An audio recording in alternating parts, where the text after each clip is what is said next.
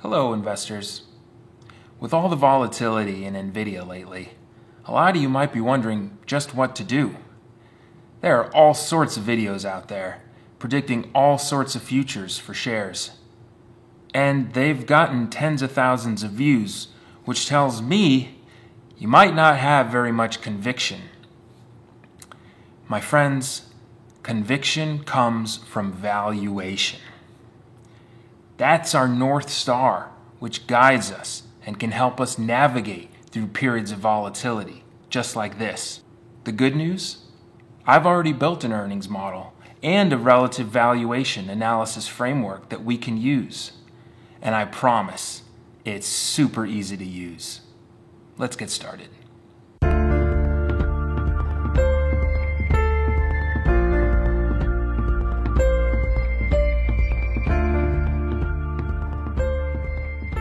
So I built this relative valuation framework with my 82-year-old mother in mind. I wanted to make it super simple so that anyone could do it.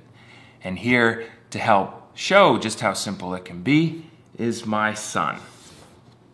Hi. All we have to do to get the price of NVIDIA is type in the most recent price of 5 other stocks. And the model I built takes care of the rest. There's a regression formula in there, but you don't have to worry about that. I've taken care of it. So yeah, why don't you go do that and then come back and tell us what NVIDIA shares are worth today. Okay, see you later. Thanks.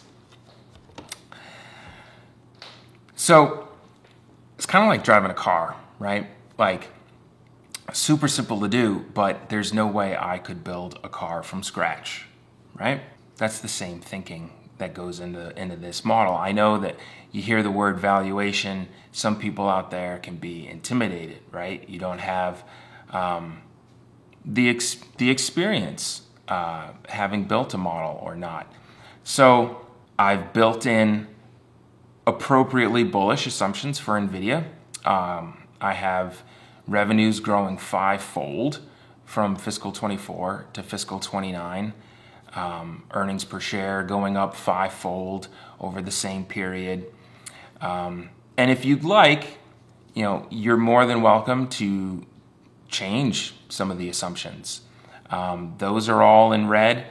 There's a model tab. You can see the revenues and the revenue growth assumptions, the profit margin assumptions. Again, I think the assumptions that are in the model are appropriately bullish and reflect what an amazing company NVIDIA is and reflect the amazing opportunity ahead of them that I expect them to capitalize on. But you can modify those. Oh, awesome. See how quick that is? Come on over. So, what does the model say? The model says that the shares should be worth $122.26. Awesome. Thanks so much. Welcome. So, $122. For those who are interested in better understanding the how and the why behind the valuation, this part is for you. So be sure to like and subscribe if you find this helpful. First, there's the model itself.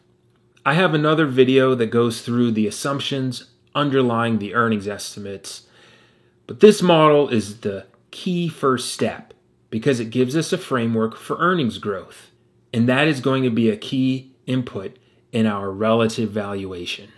Which brings us here to the comps table. These are the other multi-trillion-dollar market cap tech stocks competing with NVIDIA for investment. With last year's EPS and consensus Wall Street estimates for this year's earnings per share, we can calculate earnings growth. Now, when we divide the PE ratio by earnings growth, we get what's called a PEG ratio. So far, pretty simple stuff. Now, let's plot each competitor's forecasted earnings growth against their respective PEG ratios. We can see some sort of basic relationship here, just eyeballing it, that the higher the forecasted earnings growth, the lower the forecasted PEG ratio. Now, let's let Excel do some of the work for us and plot the regression equation.